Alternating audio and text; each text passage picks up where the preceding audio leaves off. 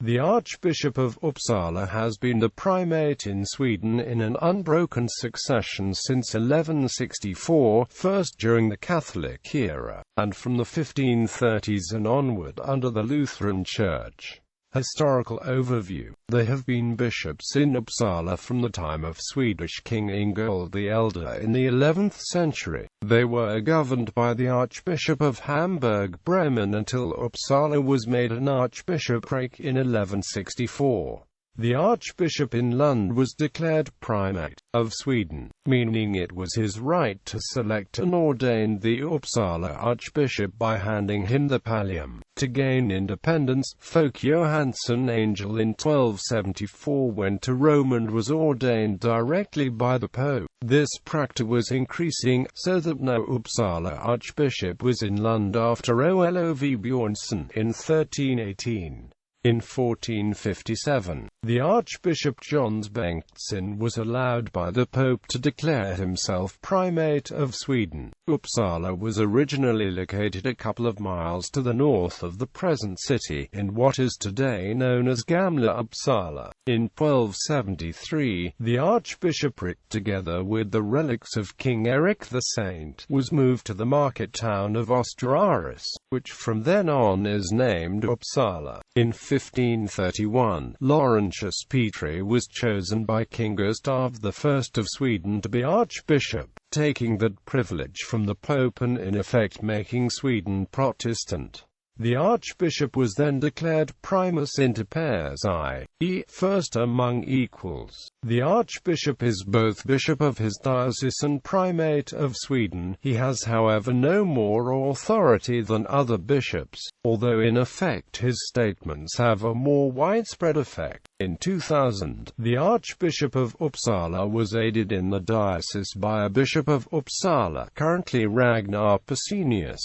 Notable archbishops. The labors of the archbishops extended in all directions. Some were zealous pastors of the flocks, such as Jarle and others. Some were distinguished canonists, such as Birger Gregersen and Olaf Larsson. Others were statesmen, such as Johns Bengtsson Oxenstierna, or capable administrators, such as Jacob Alfsson Ornfo, who was distinguished as a prince of the church, royal councillor, patron of art and learning, founder of the University of Uppsala and an efficient helper in the introduction of printing into Sweden. There were also scholars, such as Johannes Magnus, who wrote the Historia de Omnibus Gothorum Suonumque Regibus and the Historia Metropolitani Ecclesiae Uppsaliensis, and his brother Olaus Magnus, who wrote the Historia de Gentibus Septentrinalibus, and who was the last Catholic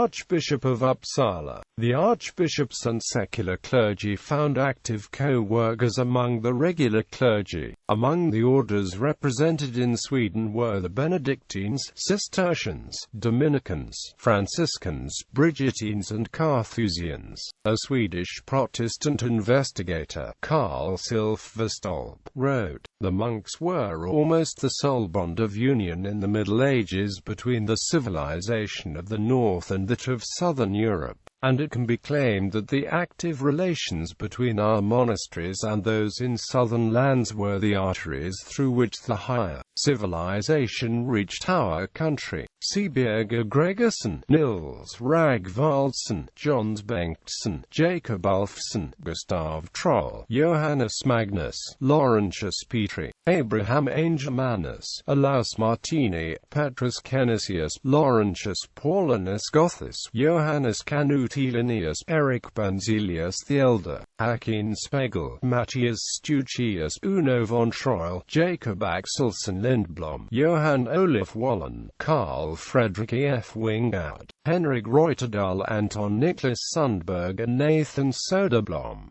Earliest bishops. The first written mention of a bishop at Uppsala is from Adam of Bremen's Gesta Hammerbergensis Ecclesiae Pontificum that records in passing Adalvid, the younger, appointed as the bishop for Sigtuna near Uppsala in the 1060s.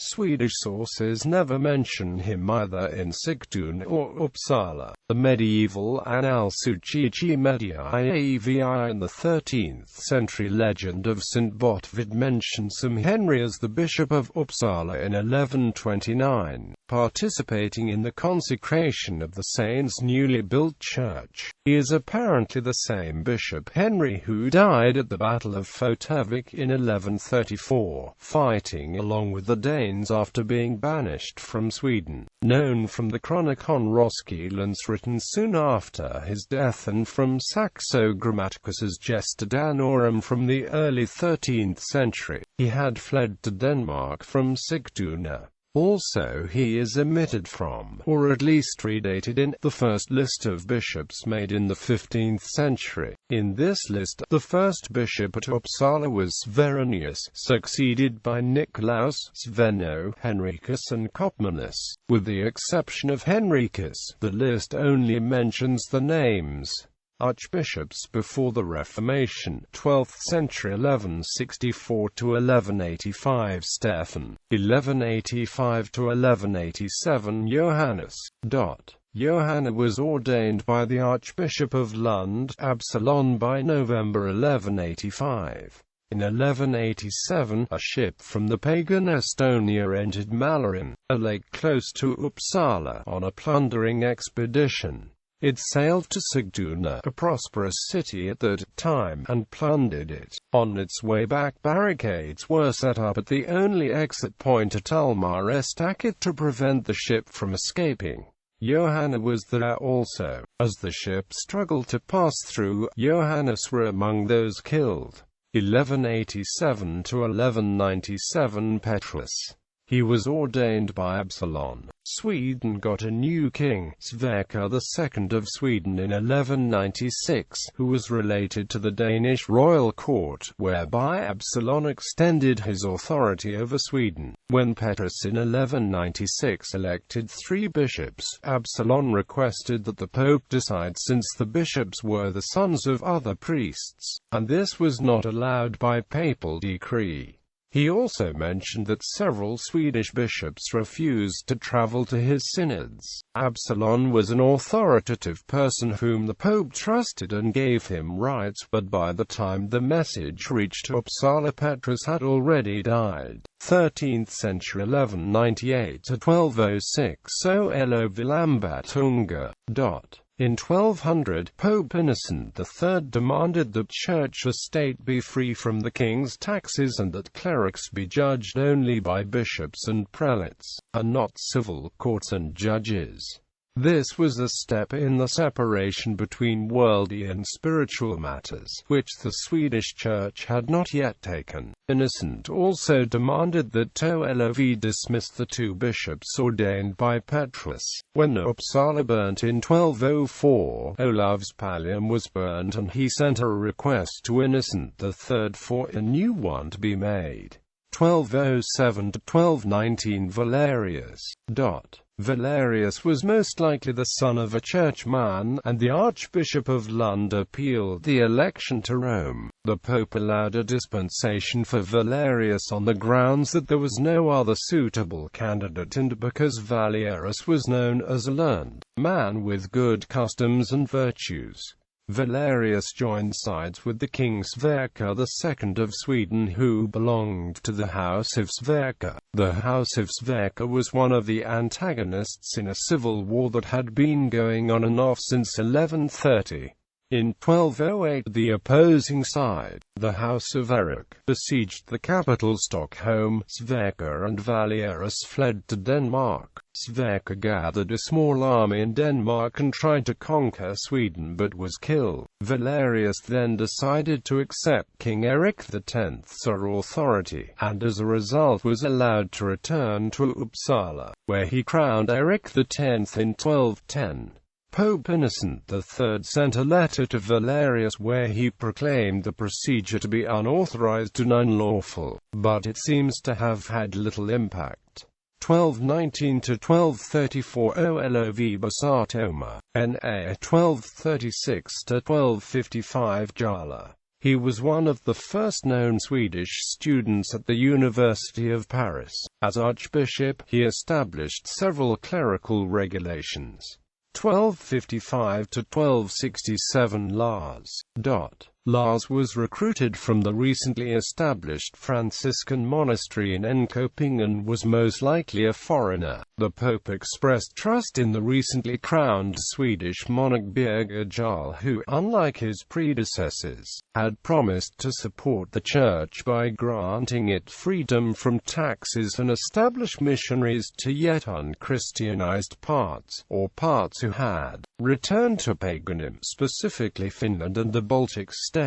But this promise was not realized because of the shaky political situation in Sweden. There was an ongoing struggle for power, which eventually forced the antagonists to tax church property in order to support the war. Lars tried to impose clerical celibacy, which still had not been enforced in Sweden because the low population figures in Sweden required priests to marry and have children. In 1258 Lars sent Pope Alexander IV a request that married clergy not be excommunicated, a request which indicates married clergy were not uncommon. Also in 1258 the move of the archdiocese to its present location was decided, but it would not take effect for another decade. 1267 to 1277 Folk Johansson Angel. Folk belonged to the influential family Angel, which used the Archangel Gabriel as a heraldic charge. He was, for unclear reasons, not ordained until 1274. Civil disturbances may have been a cause, but also the reluctance of the cathedral chapter to be under the authority of Lund. In 1274, Folk ignored the primate of Lund by traveling to Rome and getting ordained by Pope Gregory X himself. Folk's most important contribution was to commission the moving of the episcopal see from its old location to its present location. At his death he was one of the first to be buried in Uppsala Cathedral. 1277 to 1281 Jacob Israelsson was from the same family as his predecessor. Little else is known about him. 1281 to 1284 Johan Odolfsson, not ordained. Little is known about him. 1285 to 1289 Magnus Bossen. Little is known about him. 1289 to 1291 Johann had served as prior at the Sigtuna monastery and bishop of Abo. Died in Avignon while traveling to Rome to receive the pallium. 14th century 1292 to 1305 Nils Alison. He studied at the University of Paris in 1278. After returning to Sweden, he became deacon in Uppsala in 1286 and was elected archbishop in 1292. As Nils Alison was the son of a priest, the cathedral chapter in Lund, Denmark, the primate over Uppsala, appealed the election to the Pope. Nils traveled to Rome in 1295 to meet the Pope Boniface VIII and defend his case, which was eventually accepted. Nils was known as a vigorous archbishop. He founded and supervised institutions for safety and order around the archdiocese, such as accommodations for travelers. 1308 to 1314 Nils Ketilsson. Little is known about him. 1315 to 1332 Olov Bjornsson. Under his time the chapter in Uppsala stopped accepting Archbishop of Lund as primate, and Olov was to be the last Uppsala archbishop to be ordained there. 1332 to 1341 Petrus Philipsson. He came from a smaller town in Uppland, the son of the knight Philip Finnvedson, one of the most important men in Uppland. Petrus held various clerical offices until he was elected archbishop. Following the election he traveled to Avignon, the residence of Pope John XXII, to be ordained as bishop. He had a strained relationship with the Franciscan order. At the request of Pope Benedict XII, Paul, Archbishop of Nidaros in Norway, was to make a judgment on the matter, and this led to a settlement between the two parties in 1339. In 1341 Petrus died and was buried in Sigtunus Dominican Order Church, which today is called Mariakirken. 1341 to 1351 Hemming Nielsen.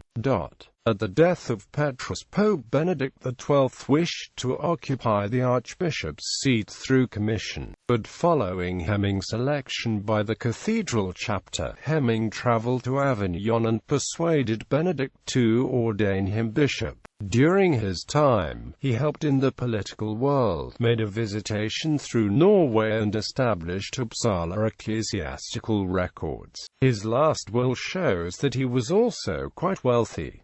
1351 to 1366 Petrus Torkelson.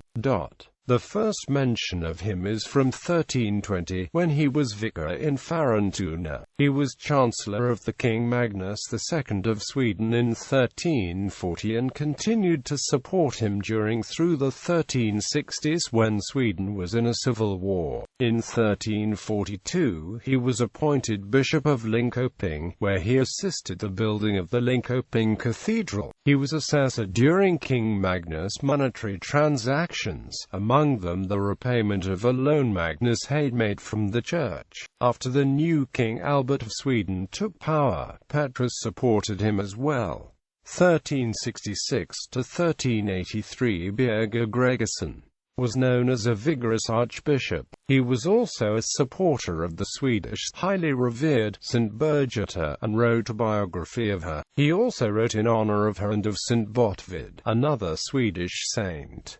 As a writer, he has a prominent place in early Swedish literature. 1383 to 1408 Henrik Karlsson.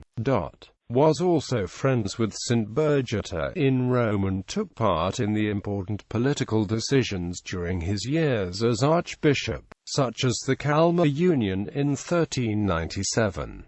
Had a good economical skill, was a wealthy man, and acquired many farms for the church. At his death, he left them to the cathedral chapter, but Queen Margaret is said to have taken them in possession instead, which marked the beginning of disputes between the chapter and the states in the Union. 15th century 1408 to 1421 Johns Jerikesson. Johns originated the influential Danish family Lodehat.